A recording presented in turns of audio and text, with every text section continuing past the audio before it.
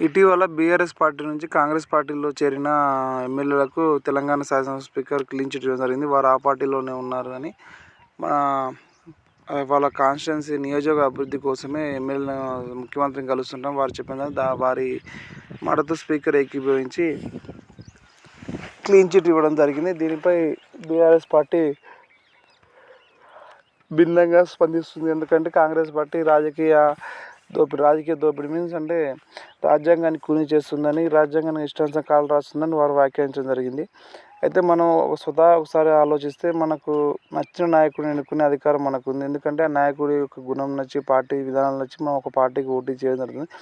అయితే గెలిచిన నాయకులు తర్వాత వారి స్వలాభము నియోజకవర్గ అభివృద్ధి అని పేరు చెప్పి అధికారంలో పార్టీకి చేరుతుంది. అయితే రాజ్యాంగం ప్రకారం విరుద్ధం.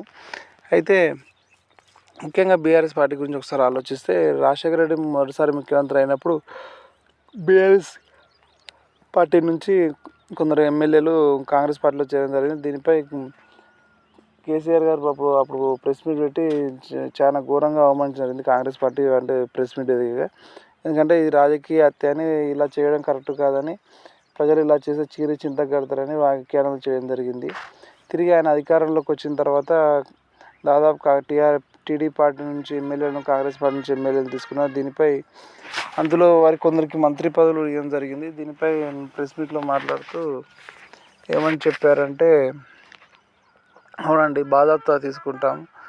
రాజకీయాల్లో వివిధ పార్టీల్లో నాయకులు మంచిగా అనిపిస్తే తీసుకోవడం జరుగుతుంది. మరియు వాళ్ళ అనుభవాన్ని బట్టి వారికి మంత్రి పదవులు ఇస్తామని బాహాటంగా చెప్పడం జరిగింది.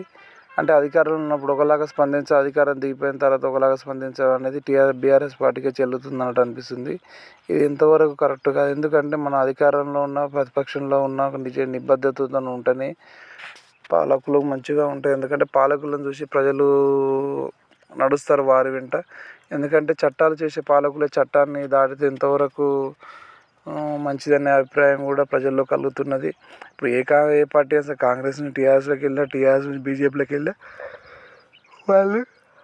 వారు శాసనసభత్వానికి రాజీనామాను ఆమోదించుకొని మళ్ళీ ఎలక్షన్లోకి వెళ్ళి గెలిచి వారి టాలెంట్ నిరూపించుకుంటే ఎవరికైనా ఆదర్శప్రాయంగా ఉంటుంది. కాబట్టి భారతదేశ వ్యవస్థలో, రాజకీయ వ్యవస్థలో రాజ్యాంగంలో లొసుగులు వాడి ఇలా పార్టీ ఫిరాయింపులు చేయడం ఎంతవరకు కరెక్ట్ అనేది అందరూ వ్యతిరేకిస్తున్నారు.